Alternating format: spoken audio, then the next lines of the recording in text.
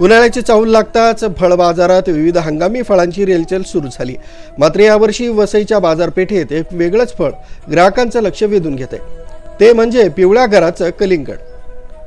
वसईसह पालघर जिल्ह्याच्या बाजारात यंदा पिवळ्या रंगांच्या गराचे कलिंगड मोठ्या प्रमाणावर विक्रीसाठी आले।